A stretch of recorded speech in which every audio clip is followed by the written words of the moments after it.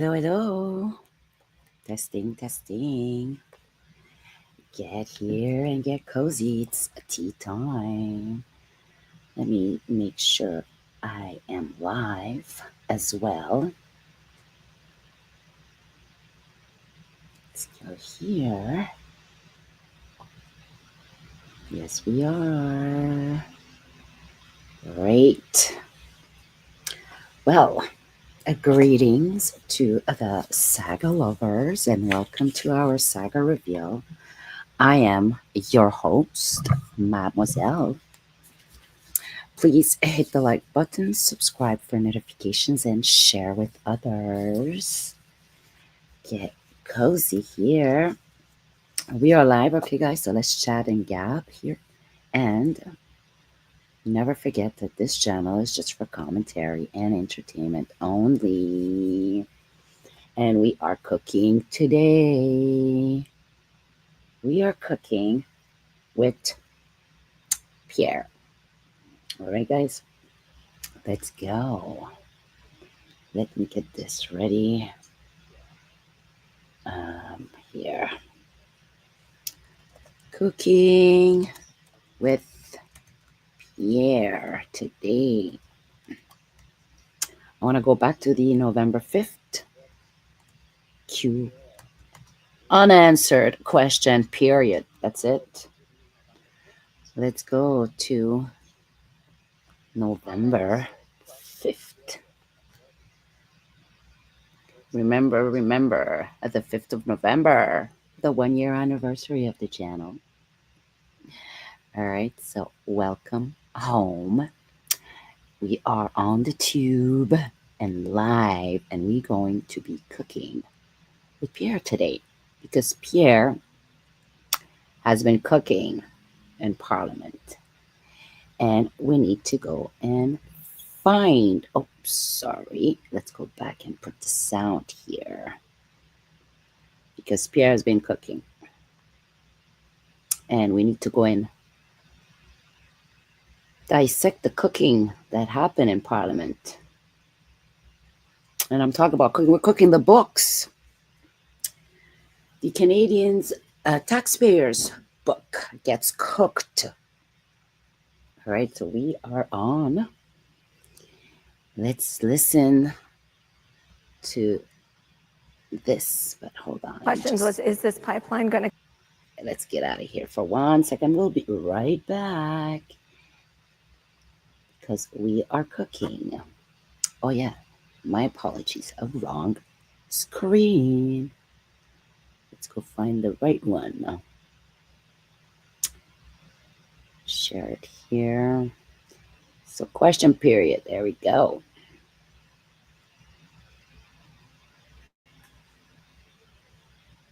And we are on. Okay. Let's listen. Every dollar that the Prime Minister spends... Let's go back here. Ready. Oral questions. Questions orales. The Honourable Leader of the Opposition.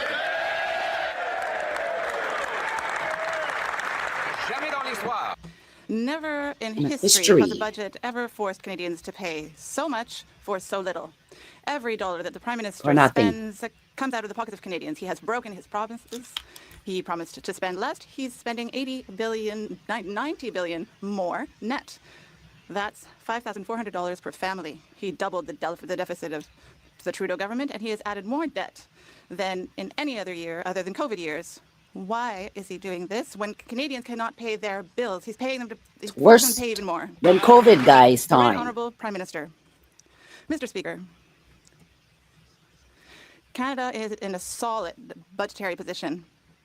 It is the second lowest deficit in the G7. It has the lowest net debt. Do you guys hear the bankers saying we're good? We're in a solid economical position. We are prosperous somehow.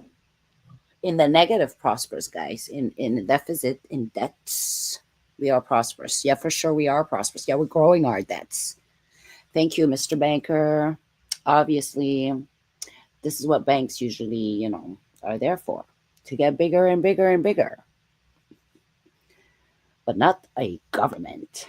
You know what happens? It collapses. And maybe we have collapsed, and that's what's going on here. This generational wealth. Good luck. Debt in the G7 and a budget that invests in Canada because we believe in Canada here.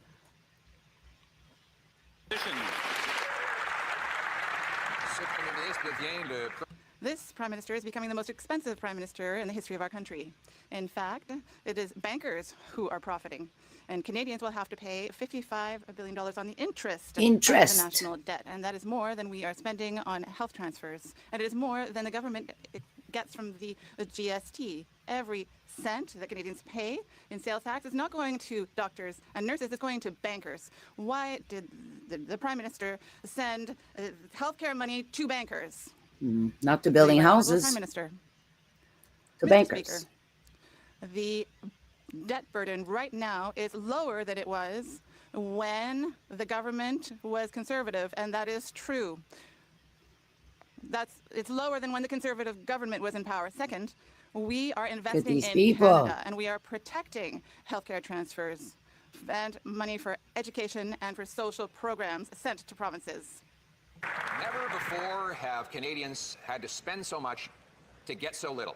This budget, with its record deficit outside of COVID, is a deficit twice as the size of the one Trudeau left behind, and $16 billion bigger than the Prime Minister promised. It has, in this spending, $5,400 of extra costs for every family in more expensive government.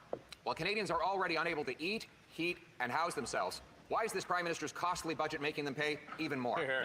Get your check ready, guys. Mr. Speaker, $5,400. We got to pay more taxes. 75% of the measures are for our sovereignty, to protect our border, to protect our... We can't eat. We're protecting our sovereignty. So what's going on with our sovereignty? What's going on with our country? Well, seems like some of us do not know. Looks like we were probably bankrupt. What are they saying? What is he saying? To unleash a generation wealth that does not exist, basically. Carney has been cooking some books since that was his job, fixing the books. To protect our way of life. And the balance is for affordability, a middle-class tax cut that the member opposite missed because he was not here.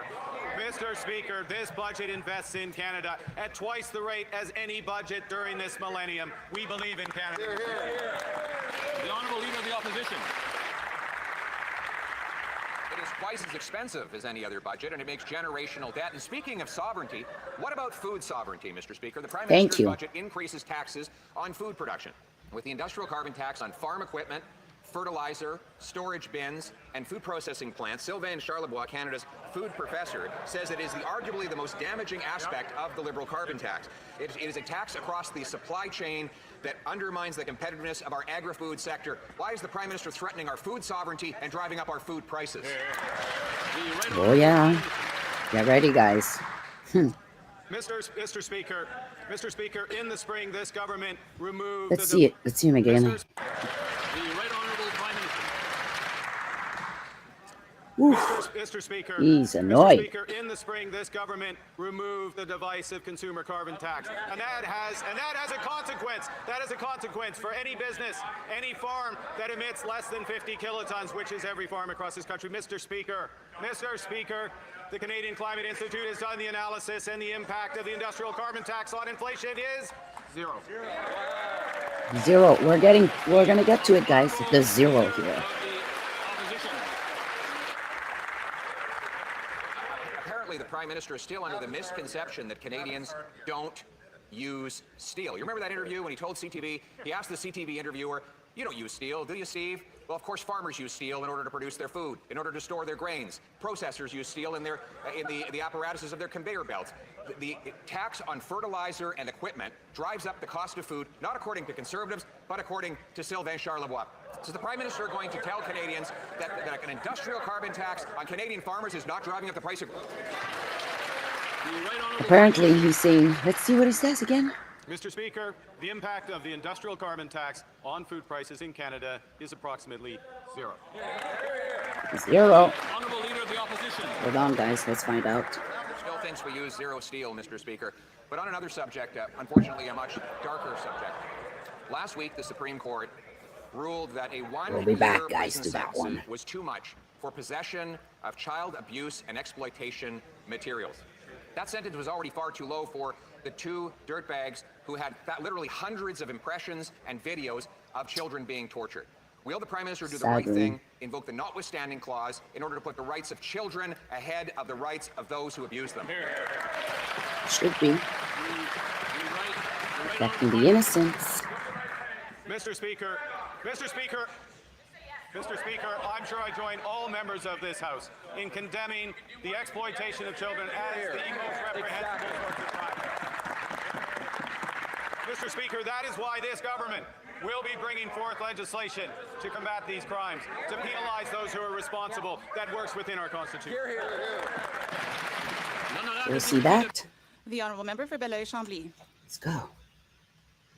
Mr. Speaker, Mr. you Yves are François Blanchet. known for your financial knowledge, and in theory, the Prime Minister is known for that too. But let's be serious. Let us not try to fool people. Let us ask the Prime Minister to ask why tax credits for oil companies, the organization of FIFA, or health transfers are assets for the government.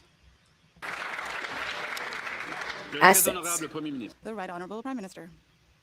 Mr. Speaker, one of the most important aspects of the budget is the tax credits for investment into clean electricity. That represents $4 billion for Quebec for investments there. That is one of the main reasons to support this budget. Oof. He didn't even care about the FIFA question. I don't expect the Prime Minister to want to answer my question. A tax credit. You are paying money to someone who gets the benefit of that credit. It comes out of government coffers. You cannot say that it is an investment, the value of which you are keeping with on your asset sheet. Does the Prime Minister think that accountants are idiots and that Canadians are idiots as well? This is the cooking, guys. Okay. So the cooking's starting here. So I was Mr. Yves-François Blanchet, who's the leader of the Bloc Québécois from Quebec, which is one of our provinces, who raised his concern here, like, So what does this whole FIFA thing has anything to do with Canada's assets and our taxpayers' money? What are you talking about? How do you consider that an asset? You're giving them, it's just you're giving them a tax credit and they're profiting and you have it on your sheet as an asset. Well, let's see what they say. The Right Honourable Prime Minister. Mr. Speaker, I would like to underline that Hydro-Quebec will be one of the biggest beneficiaries of this budget, and the environment will be the other big beneficiary. When it comes to carbon capture, the truth is that right now, Quebec is using 350,000 barrels of oil a day. So carbon has to be captured. That's all you had for him. Transport of those barrels. The member for Belleuil-Chambly. It seems that there's embarrassment in the air, Mr. Speaker. So that's wonderful if money is going into good projects, and yes, it has been decided that it is good, but it is an expenditure. It's an expenditure. The Prime Minister must recognize that his budget is an austerity budget so that he can fund austerity oil companies budget at Quebec's expense. The Right Honourable Prime Minister. Mr. Speaker, this budget is an investment budget. It's a budget for generational investment. The pace of investment is twice as quick, and this budget is going to stimulate $1 trillion worth of investment by the end of the decade. It's a growth budget for Quebec, for Canada. In addition to cooking the books, the Prime Minister also rigged his... There we go. And it was Pierre's comeback about cooking the books.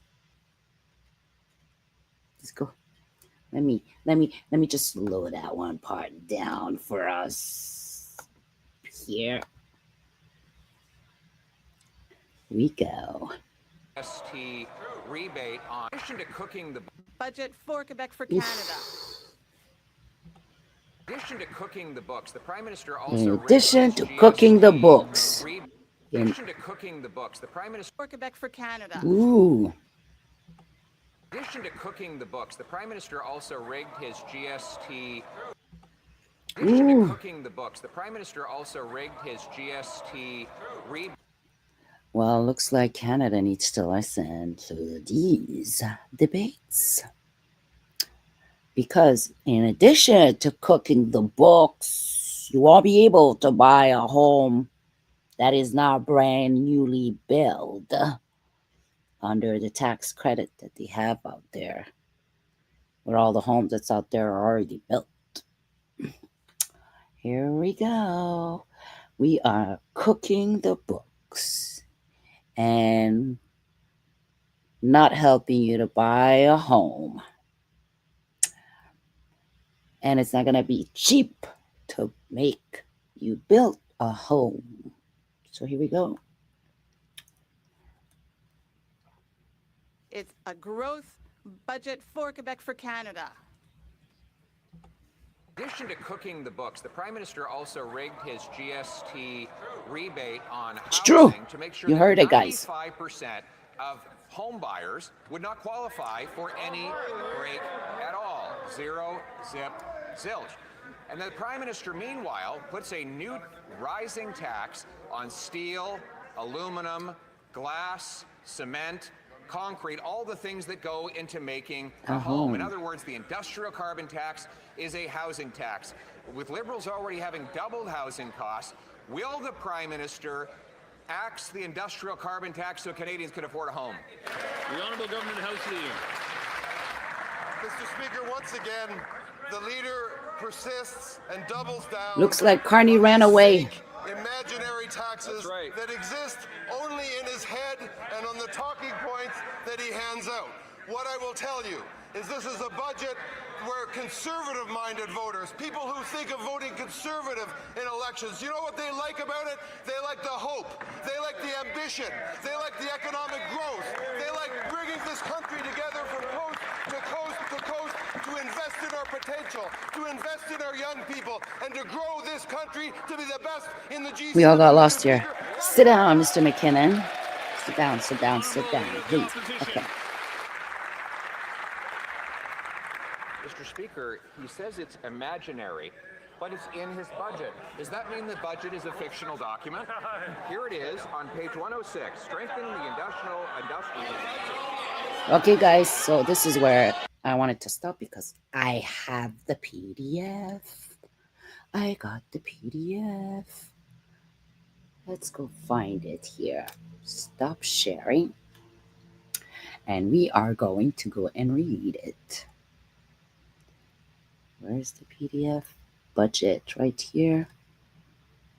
Let's share image. Oh no. Sorry guys, we're going to share the screen. The budget, the budget, the budget. Aha. Let's go. What did Pierre say it was? Let's go back and find out the right spot.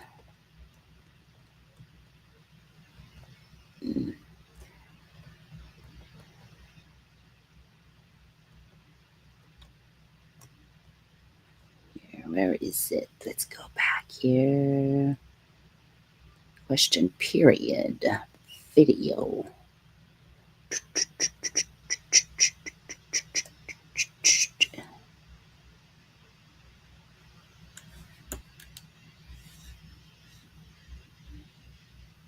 Page 106.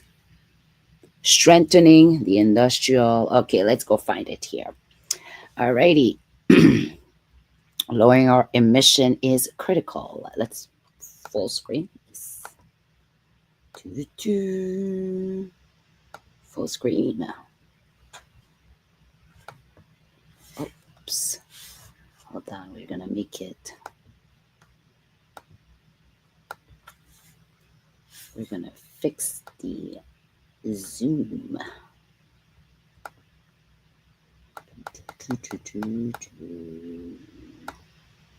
There we go. Okay, so lowering our emission is critical to protecting the competitiveness of Canada oil and gas and steel sector. Looks like by reducing emission is not only essential to environmental reasons, but also a key factor in securing access to market priorities. By sustainability, again, I don't know who we are being sustainable and prioritizing this for, because the US is not. By becoming a global leader in clean technology and clean energy, Canada can strengthen its competitiveness advantage and expand its export, particularly in a sector where low carbon solutions are increasingly seen as a requirement rather than a bonus. Hold on, let's go check it again.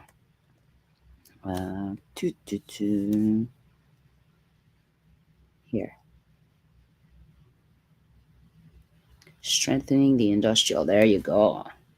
Isn't that strengthening? Okay, hold on. Let me go find it. Oh, let's search for it. Strengthening. I'm not gonna go search it all over because it might go all over the document.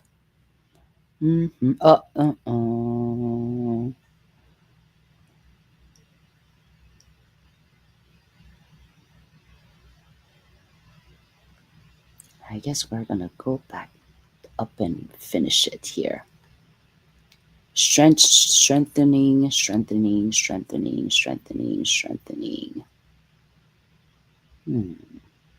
Canada's natural resource workforce and commitment to fighting climate change positions us to surpass economies that fail to adapt. We will build a new infrastructure and capitalize on projects that further Canada's standing as a clean energy superpower. We will explore initiatives such as nuclear energy, electricity grid ties, and investment in low carbon fuels such as hydrogen, renewable energy project, high speed rail, and critical mineral development. This should be a green goal already. A new government moves decisively to build a major nation-built project and million more home. Yeah, I don't think that's happening. We are doing so while reducing emission and growing our economy. We're not growing anything because this has already been here now. Our investment in clean growth technology will propel Canada's competitive advantage, which has failed so far.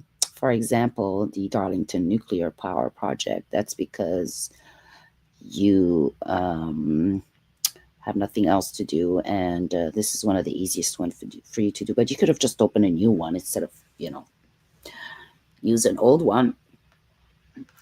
Here we go. What are we strengthening? Let me see. Budget 2025 outlines a new government's climate competitiveness strategy and creating the conditions for the investments, which has failed so far. We're still going on, needed to build a affordable net zero future, in which Canada's businesses are well positioned to compete and succeed in the global economy. Well, right now it's just our LNG. The nuclear as well. The strategy is a central pillar of the government's plan for Canada to become the strongest economy in the G7. It is based on driving investment, not on prohibition, and on results, not objectives. Wow. Okay, It aims to maximize carbon value. Wow. For money. Here we go. Prioritizes measures that will result in the greatest emission reduction and competitiveness benefit at the lowest cost for Canadians. Yeah. I guess strengthening. This is where I think it was up here. Canada can strengthen its competitiveness advantage to extend its export, particularly in sector where low carbon solutions are increasingly seen as a requirement rather than a bonus. There you go. I think this is the part that Pierre was reading. Let's listen to this again. Let me check it for you guys.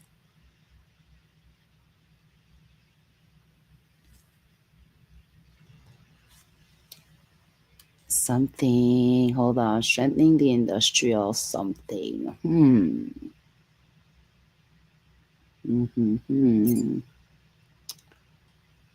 Let's see. This resource, infrastructure.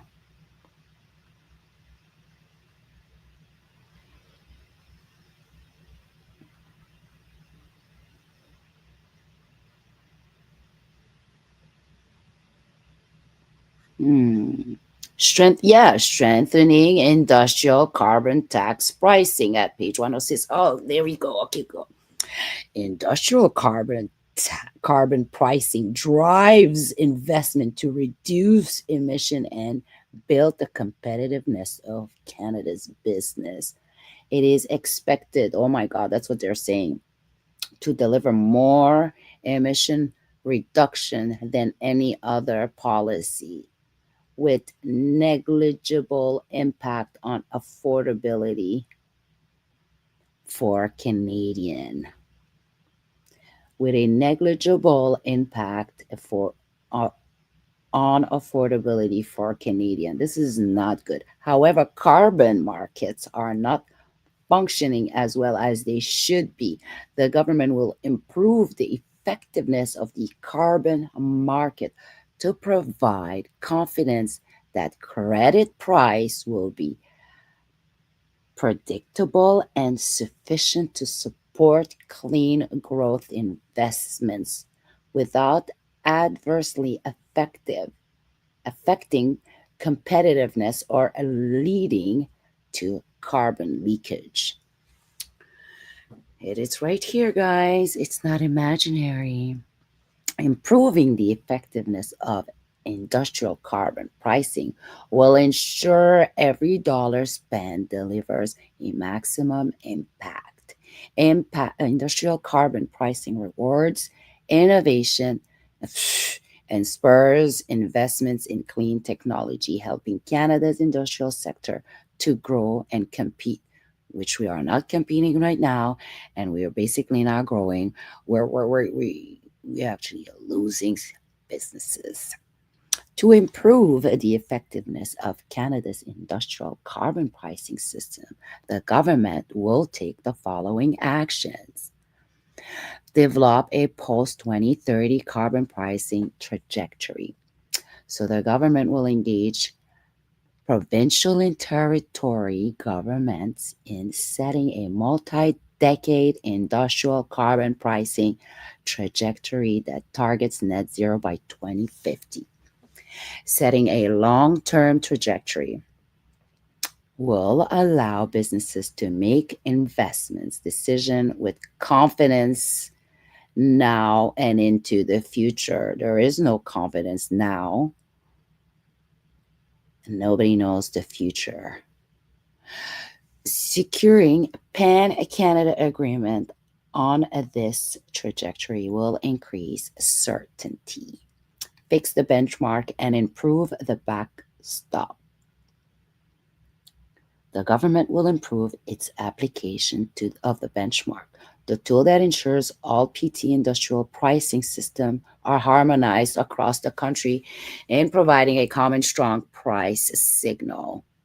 The government will promptly and transparently, like which never happens, apply federal backstop whenever the PT system falls down the benchmark. The government will engage with PT governments about improvements to the benchmark and PT pricing system, which as harmonizing or linking carbon credit markets, carbon contracts for differences. Canada Growth Fund will continue to issue contracts as a means for further improving future carbon pricing certainty for investors making large, long duration capital investment. Here we go, clarity on the greenhouse gas regulation as well. Well, let's zoom through this economy quickly. Boosting clean economic investment through tax credit. Yes. More money being dumped. Support of critical mineral project. This should have been done a long time ago. But let's see how that goes. Supporting, implementing the climate competitiveness. Okay. Let me go check the list, the table. Empowering Canadian homes.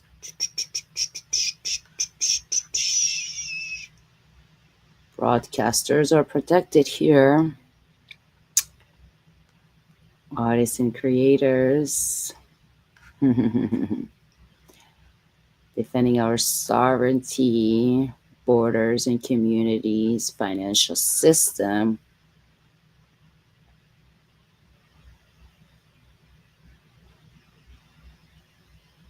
Creating more efficiencies in the government. That's it. Looks like here we go. Improving efficiencies on taxes, system integrity, capital budget frame, detailed economic and fiscal, comprehensive plan reduction. What else do we have? I want to go dig deeper into this and look for banking regulation and see what we have. Emergencies, management.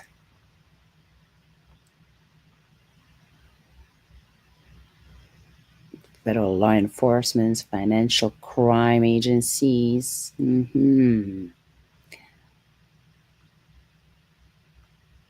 Yes, we're going to have to look into this. See what do we have about digital currencies. I'm curious about that kind of stuff. All right, let's get out of here. We will get back to this eventually. And if it passes, even more.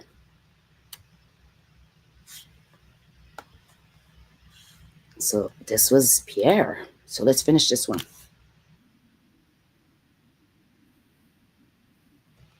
Haha. Let's go here and share and finish it up. Just until Pierre is done, because Carney left. He basically decided to leave at that point. And let's go back. Because that was Mr. McKinnon, Stephen, who answered. Opposition. Mr. Speaker, he says it's imaginary, but it's in his budget. Does that mean the budget is a fictional document? Here it is on page 106, strengthening the industrial.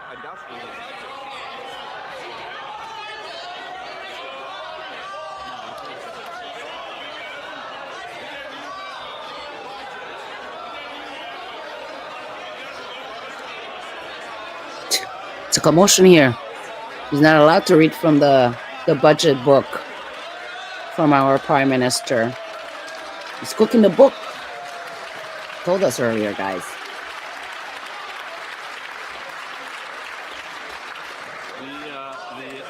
The honourable member may continue now that the prop has been put away. The prop, he said. The chair said the prop has been put away because they can't use it somehow. The prop has been put away. It's spelled right there, guys. Let's hear him again. Member may continue now that the prop has been put away. Mr. Speaker, they say their budget is a prop and its contents are imaginary. We're in real trouble. Real trouble.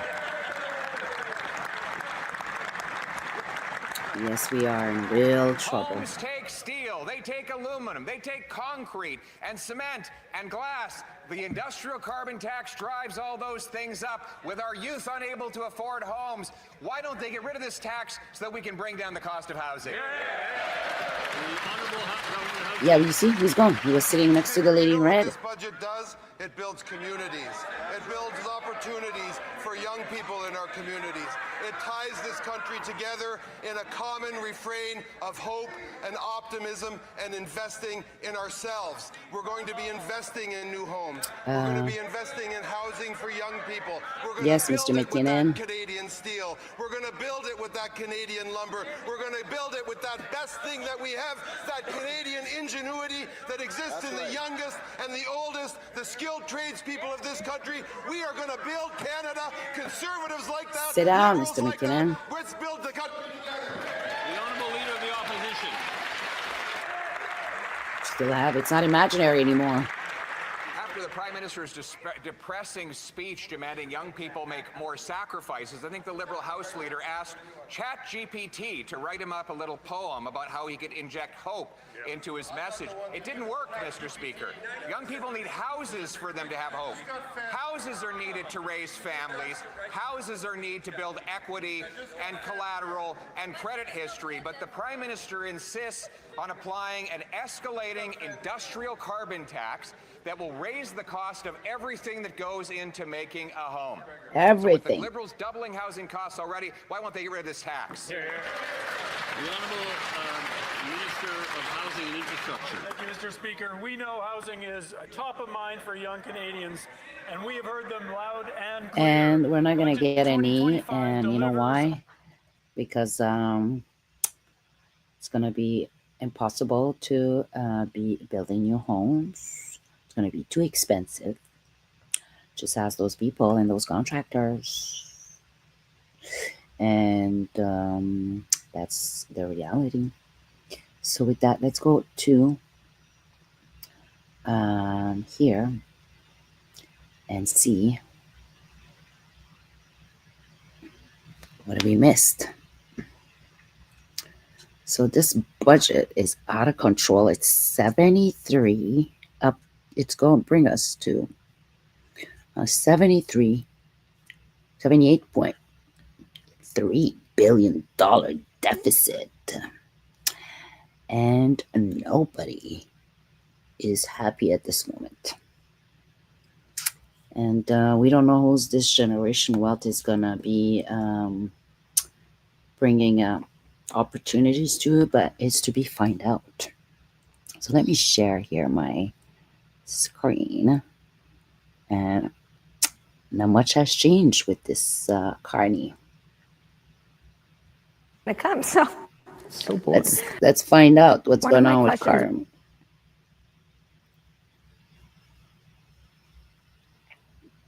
This is one of those videos that I found on Pierre's. I actually do enjoy his channel. Thank you, Pierre. Keep showing us, and we'll share. one of my questions was, is this pipeline going to come? So So boring. it's not actually It is. for It is. for No, a but it big part is. of the It is country. because it's Did you guys hear? One of my questions was, is this pipeline going to come? So so boring. it's not actually It is. for It We is. said- No, but it is and So gonna- boring. One of my questions was, is this pipeline going to come? So so boring. one of my questions was, is this pipeline going to come? So So boring. it's not actually is. for It is. is this pipeline going to come? So So boring. it's not actually. My questions was, is this pipeline going to come? So So boring. It's never it's coming. not actually It is. for It is. for No, a but it big part is. of the It is country. because it's. Look, it's. Don't worry. We're on it. We're on it. Like we're on it. And But who's there is showing this up to whole. that party? Okay, hands up. Who's working on the pipeline in this room? Okay. Isn't Right. that a problem? No. look at all the variety. Like, Nav, does your, like, we have.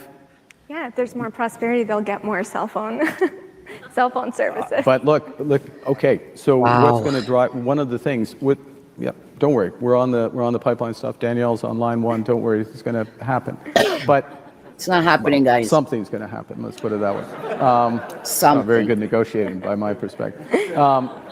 But what some in the room will unlock on the data center side, the intelligence infrastructure side, will have a much bigger impact on productivity in this country. Will have a much bigger impact on our standard of living. And advantaging that, which is what we're doing with the productivity super deduction. Like, it's an easy conversation to have about a pipeline because it's one thing we can see. But the reality is that there's much, much more to the Canadian economy, and there's much, much more to the future of the Canadian economy. And so we're attacking it on all sides. Small businesses all follow, which is that every time you bring in a new dollar of spending, the government and its ministers should be obliged by law to find. This has been. And Dan, you all know as. The key speech. The key speech that Pierre gave. And yeah, let's listen to this. I'm going to speed it up a little bit. And that was Carney and the pipeline and the pipeline and the pipeline. Boring. An incredible entrepreneur who founded a great business, merged it with another one, leads 3,000 incredible employees. But of course, his biggest achievement is as a father, being friendly, 6 kids, and charming as always. Go forth and multiply, literally.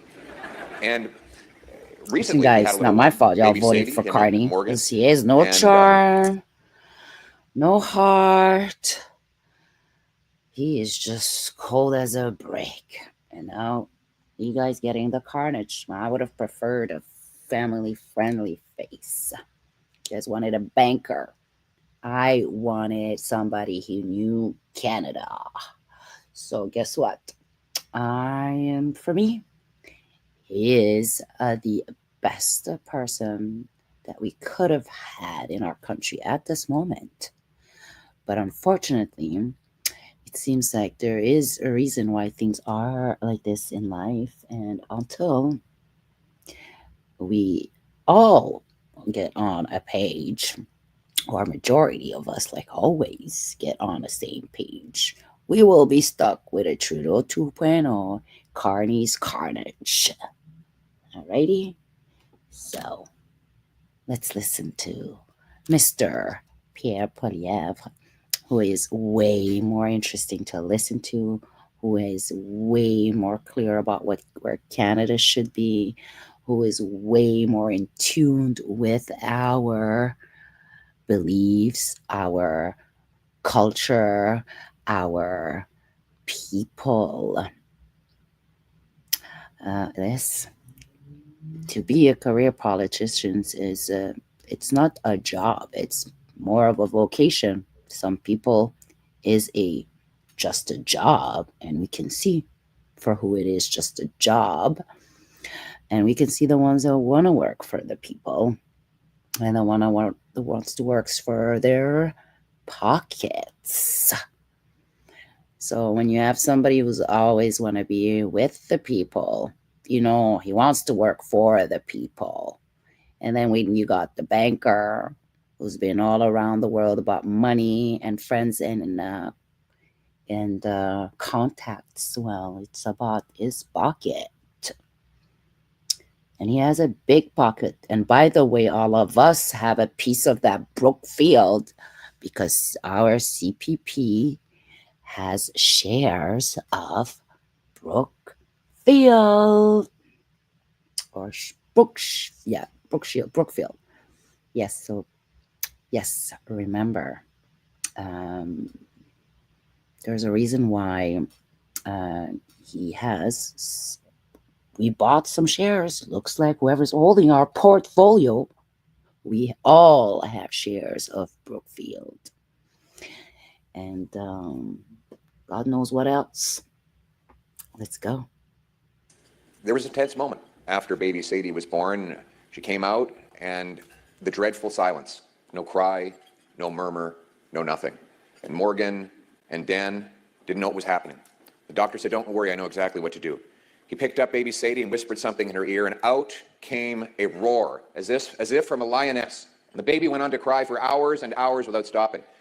Later that day, Dan went to the doctor and said, "What did you tell my poor little girl that made her cry so much?" And he said, "I just told her that her share of the national debt is $32,000. Unbelievable. But in all truth, the story of ingenuity and ultimately Canaccord is the story of great Canadian enterprise. Not just Canadian business, but enterprise of all kinds. It's the story of someone who has an idea, takes a risk, mortgages his house, works all day and all night, wonders how he's going to meet the payroll, only to build something successful so that he can pay lots of tax to the silent partner, which is the government. But more than that, to create more competition and vibrance, to serve more customers, to finance more deals, to make it possible for factories, mines, pipelines, high-tech enterprises to get the upfront money that is needed to start. And that story bleeds over to the story of the worker who struggles through poverty to get a trade and get a job, maybe join the United Association of Pipe Fitters, who are represented here by Nathan Bergstand, and work hard building the country. Work hard. We've all been blessed, those of us in this room, to grow up in the best country on earth, a country that we were raised to believe was filled with limitless possibility, that if we worked hard, we could have a great life. We could start at the bottom and climb to the top. That in this country, anything was possible. And that it didn't matter where you started, it mattered where you were going. It didn't matter who you knew, it mattered what you can do. And this country can be that again. In fact, my firm belief is with the resources we have beneath our feet, the land we have across our country, and the people who populate that majestic land, we should be the richest country on planet Earth. And that should be our goal. We should be the richest country. We got the third biggest supply of oil. We're the fifth in natural gas. Thank you. Number one in uranium and potash. We have the longest oceanic coastline, the most fresh water anywhere on Earth. We have by far the shortest shipping distance from the Americas to both Europe and Asia. We have the cold weather to reduce the cost of these massive data centers. We have the energy to power those centers. We have literally everything it takes to have the highest quality of living. And those kinds of resources and the economic data that flows from it means real things to real people. In such an economy, it would be easy for young people to afford homes. Single mothers would walk down grocery aisles and fill their cart with the things they want their children to eat, not the things that they can afford and don't have to turn back when they get to the checkout because the prices are too high. A country like the one I've described would mean that everybody would own a home with a yard, and every single night there'd be meat and potatoes on the dinner table. Those are the practical benefits that come from having a strong economy that produces low-cost but high-quality goods. That was the promise of Canada. But that promise is now broken. Look around you. Housing costs have more than doubled in the last 10 years, rising faster than in any other G7 country. In fact, housing prices have increased about 30% faster than incomes, the biggest gap of any OECD nation. We now have an entire generation, for the first time ever, that believes they will never be able to afford a home. This has never happened before. Food bank use has more than doubled in the last 10 years. One food bank leader said that it took a century and a half to get to 1 million visits a month. And in the last 5 years, that number has more than doubled to 2.2 million. So in 5 years, we have added more monthly food bank users than we had in the previous 150 years. To show the human cost of this, today a poll came out saying 20% of Canadians are not paying their bills so that they can afford to feed their families. We have malnutrition. We have 10% of our country that told a food bank survey recently that they are skipping meals sometimes for an entire day because they can't afford to eat. This, of course, is the result of a costly government. Costly government drives up the cost of living. Now, in the last election, Mark Carney promised that he was going to be different. The Liberal Party was, see, the lights are going out because the energy prices are so high. It's that industrial carbon tax again. Damn it. But Mr. Carney was going to be the tight-fisted banker. He was going to be nothing like Justin Trudeau. He made so many promises. And yet, what have been the results of all these promises? First, he promised that he would negotiate a win with the Americans. By July 21st, he would have a deal. Still no win, still no deal, still no elbows, still no jobs. Here we are, after he promised that he would, quote-unquote, invest more. This week's budget showed that investment has collapsed in all three fiscal quarters for which he has been Prime Minister. He said he'd double home building. Now his government agency, the CMHC, says home building will drop by 13% over the next several years. And he said that he would spend less. That was one of his two-word slogans. He was after me for having three-word slogans. His were just two, so he was at least more parsimonious with words. But spend less. Did you see the budget? The deficit is 100% more. He's literally doubled the deficit that Justin Trudeau left behind for this year and for the next 5 years. The deficit, as Dan pointed out, this year will be $78 billion, twice the $41 billion that Trudeau had projected, $16 billion higher than Carney promised during the election campaign. And over the next 5 years, the government expects, and this is without any new spending in any of those four future budgets, they expect to add $1/3 of $1 trillion of additional debt. This will be the most costly 5 years, if it is allowed to happen, in any of Canada's history. And make no mistake, this is not due to the falling revenue from the trade war. It is due to increased government spending. Mr. Carney has added $141 billion of new spending measures. These are decisions by his government to add new costs that were not budgeted before. Yes. In exchange for which, he promises to find about $50 billion of savings. So even if he keeps his promise to find the savings and to contain the spending at the aforementioned levels, that will mean a net increase in costs of $90 billion, which works out to about $5,400 for every family in Canada. And let's not make any mistake. Canadians will pay for this. The government has no money. It cannot give you anything it does not take away. Every dollar the government spends comes out of the pockets of Canadians. The more they spend, the more things cost. They only have three ways of paying for things: with taxes, with debt, and with money printing inflation. Either way, the Canadian people get the bill. And this promise-breaking budget by Mark Carney is the single most expensive for Canadians, who will be paying the price in higher food costs, higher home prices, and other increases in their cost of living. Together. So today, I'd like to present you with the contrasting vision that the Liberals and the Conservatives have on our economy. Let's start with costs and with the fiscal well-being of our people. So we all agree, everyone agrees, that life is too expensive in Canada today. Housing is the most expensive in the G7, for example. Food prices now are prohibitive to the point where people are at food banks. Yes, so the question is, how do we make things more affordable? Well, our approach is to address the core problem, which is the government itself. When government runs massive deficits and prints money to pay for it, the resulting increase in the monetary mass bids up the cost of everything you buy. If you have an economy with, say, 10 apples and $10, it's $1 an apple. If you double the dollars to 20, and you still only have 10 apples, you're not twice as rich. It's just that each apple costs twice as much. The money supply has grown from about 1.8 trillion to 2.6 trillion in the last 5 years. That's a 40% increase in the money supply, during which time the economy grew by roughly 4 or 5%. So when you grow the money supply 10 times faster than the stuff that money buys, prices get bid up and everything costs more. Compounding that is the industrial carbon tax, numerous other hidden taxes, high income tax, and the cost of government is driving up the cost of living. Mr. Carney's solution to that problem is to create a whole bunch of new government programs to redistribute back money that he ultimately took away from families. Yes. Well, why not just reverse the damage the government did in the first place? Why not bring down the deficit by cutting bureaucracy, consultants, foreign aid, corporate welfare, handouts to fake and fraudulent asylum claimants, and other the money that the $26 billion that we spend on consultants, we could cut that back to the levels that it was at just 10 years ago, bringing down the cost of government. Why not bring in the dollar for dollar law? A very simple rule that you follow in your businesses and that senior single moms and small businesses all follow, which is that every time you bring in a new dollar of spending, the government and its ministers should be obliged by law to find an equal dollar of savings. That would require politicians go into the line items of the department. I know, Pierre, but Pierre, it's not mom and pop and you and I. It's the banker who's doing this. And guess what? Banker is cooking, and you caught him. So yes, please let us know what your budget would look like, because right now it's a very, very sad, and it's a sad state going on in our economy today. We are definitely getting poorer and poorer and poorer. They want to disappear the middle class. Well, the middle class is poor now. There is no middle class. It's one bottom all we are today, trying to survive. to dig out the waste, optimize spending, and achieve value for money. By bringing down the deficits, we would no longer have to print the cash, and we could reduce the burden on the Canadian people that inflation has inflicted. That is the approach that we would take. But then there are specific things like food.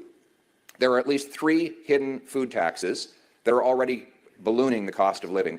There's the industrial carbon tax, which applies on the steel and the fertilizer that goes into farm production. Every tractor, every combine, every bin is more expensive because of the industrial carbon tax. All the processing facilities, their conveyor belts go up in price.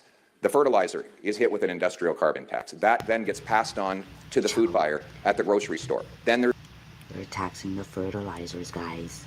We are taxing your fertilizers.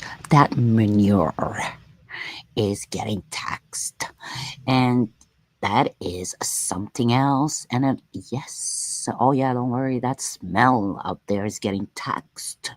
The minerals with it going in there is getting taxed. Let's go. Thank you, Pierre. There's the food labeling tax, effectively a ban on single-use plastics, which means food spoils about 5 days faster, and it costs $400 more in groceries every year because of lost and wasted food. And then you have the fuel standard tax, a very well-hidden tax that is slowly increasing diesel and gas prices on farmers and truckers, which ultimately gets passed on to the people. We as Conservatives proposed a positive idea: get rid of every single one of these taxes to bring down the cost of farm production and therefore bring down the cost of food for Canadians. We believe low taxes on food. Food is an essential. It shouldn't be taxed. The production of food from the farm gate to your dinner plate should be tax-free. Looks like the banker's like, nope. I'm going to tax every little thing you eat.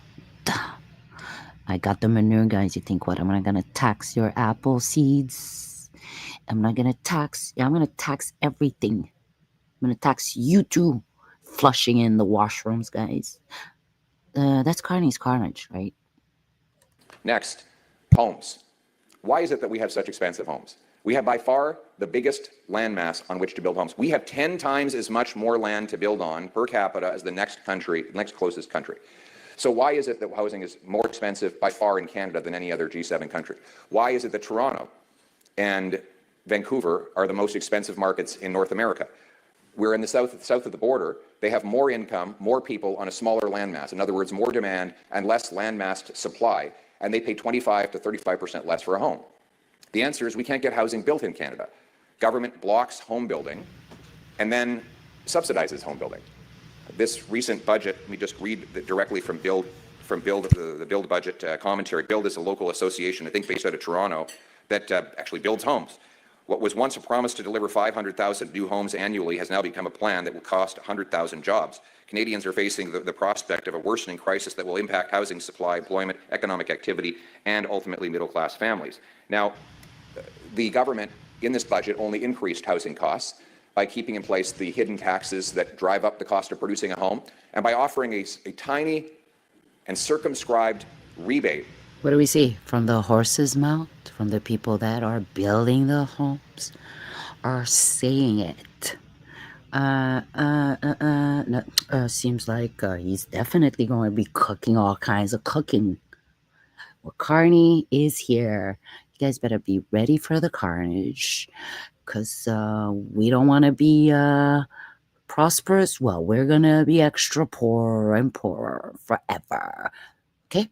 That's your generational wealth. So if you don't know where to go invest, you better think and figure out how you can get some money somewhere from somewhere else. That almost no one qualifies for. They say you give you a rebate if you're a first-time buyer on a first-time home.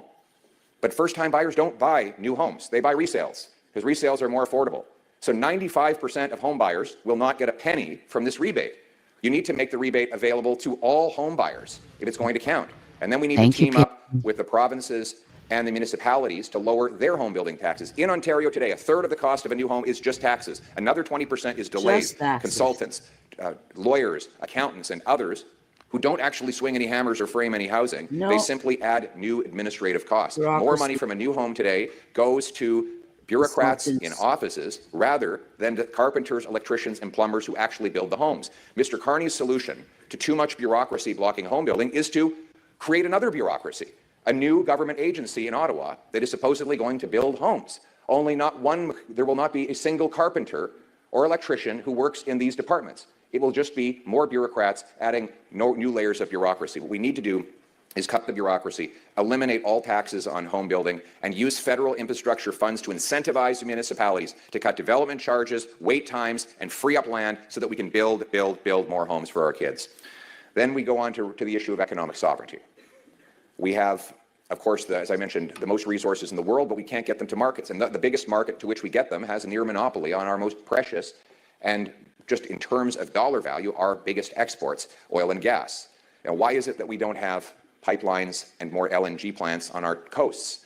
The answer, again, is government obstacles. Government makes it next to impossible to get anything built. You've got C-69, the No New Pipelines law. It takes 19 years to get a mine approved in Canada. It takes 14 years to approve an LNG plant. We have added one LNG plant in the last decade, while the Americans have added 10, even though the economic case in Canada is much better. We have cold weather, which makes it cheaper by 25% to liquefy gas. It takes 11 days to ship to Asia from BC. It takes 20 days from the US Gulf Coast. In other words, we have a massive natural, geographic, and meteorological advantage, but they're building the LNG plants and we're not. Now, Mr. Carney's solution to too much government blocking our resource projects is to create another government department. So we have too much government blocking. We have a new government department that is supposed to help businesses get over that blockage. My answer would be that the shortest distance between 2 points is a straight line. Get rid of the bureaucracy that's blocking the projects in the first place. Let's repeal 6069. Let's legalize the shipping of Canadian oil off the northwest coast of BC, where it's already legal for Americans to ship oil between Alaska and California. We surely could do it better than them so that we can reach the 2.5 billion Asian customers who would be happy to pay world prices for our energy. Let's use C5, yes, a bill passed by the Liberals, to designate shovel-ready zones, pre-permitting to build LNG plants. We should aim to build 15 or 16 massive $40 billion LNG plants so that we can ship clean Canadian liquefied natural gas to shut down dirty coal-fired plants in Asia and ship it off to Europe so that Europeans don't have to buy from Putin anymore. Then we can turn dollars for dictators into paychecks for our people in this country. In other words, get out of the way. Get out of the way. Move. And then there's the issue of investment. Obviously, we have, let's just address this issue of investment. Mr. Carney is saying that he needs to borrow money to invest. Let's be clear, this is not a new promise. This is precisely what the Liberals promised in 2015. They said they would have small deficits that they would use to invest and stimulate economic growth and productivity. 10 years later, they doubled the national debt, and what happened to investment? It fell by 11%. On a per capita basis, it's the biggest drop of any G7 country, the biggest drop in Canadian history. We have $15,000 of investment for Canadian worker, measured in USD, $28,000 of investment for each American worker, and $21,000 for each worker in the OECD. In other words, the Canadian worker is getting half the investment of the American worker and 30% less than the average OECD worker, after all these deficits were put in place, supposedly to stimulate investment.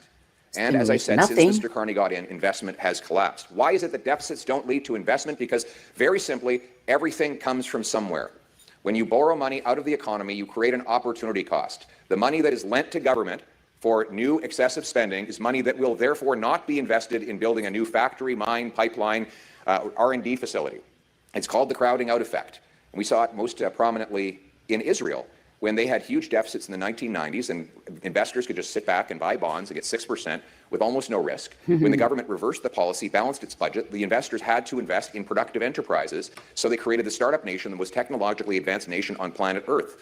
And now they have more companies on the NASDAQ than all European countries combined. No, we're going to recession. 75 times as many worse people. Now. In other words, paying down debt, balancing budgets actually requires investors to put their money to productive uses.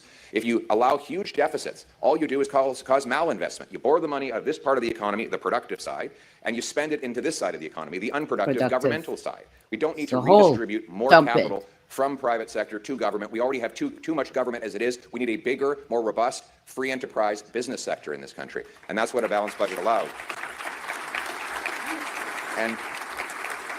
And so why is the private sector not investing? Because our country is becoming increasingly uninvestable. With the second slowest building permits anywhere in the OECD, the countless obstacles to getting anything approved or done, and then the extremely high taxes, 50+% tax on our most successful people, very high taxes on energy, as I said, home building, on investment and work. That dissuades investment in our country. So my approach is very different. I wouldn't invest in this country even if I had money. Is that we need more corporate welfare programs.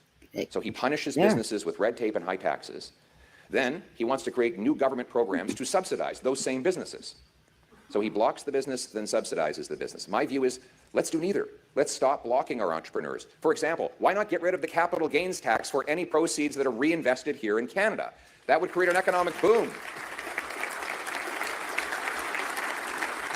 Why not have a big, broad write-off of money, profits that are reinvested in an enterprise in year one, instead of a tiny and carefully circumscribed one that is very hard to access? Why not, instead of giving out all of these new programs, why not use the money to cut taxes for all businesses? That way the politicians do not have to play winner and loser. And this is going to be a very interesting debate on the subject of stablecoins.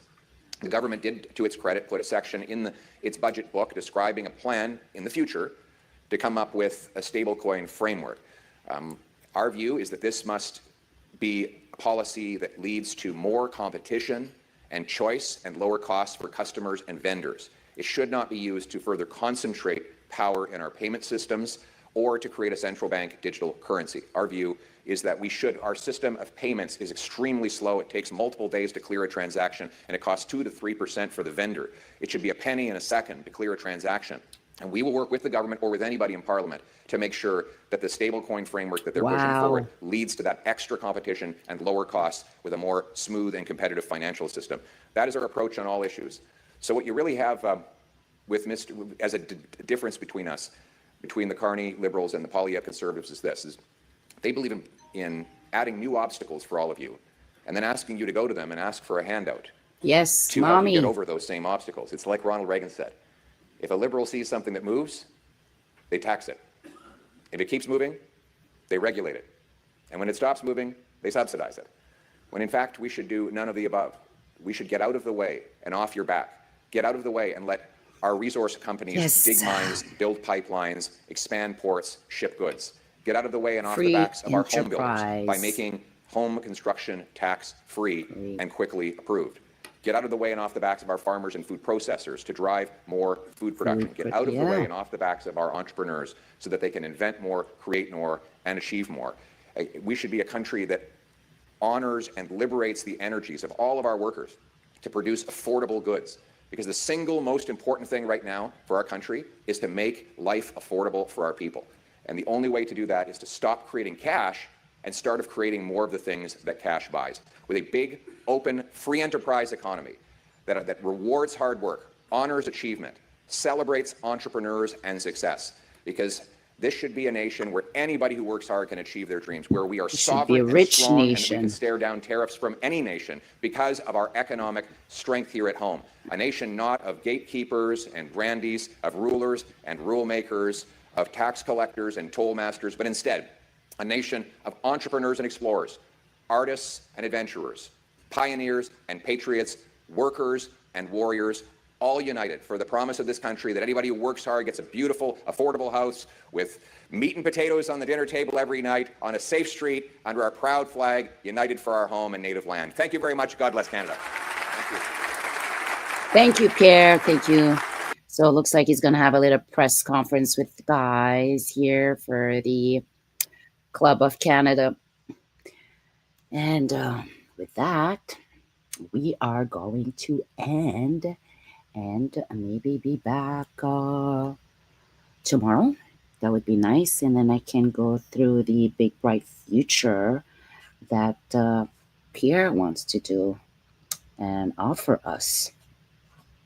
So we can get out of Carney's carnage. With that, sadly, it is time to say good night.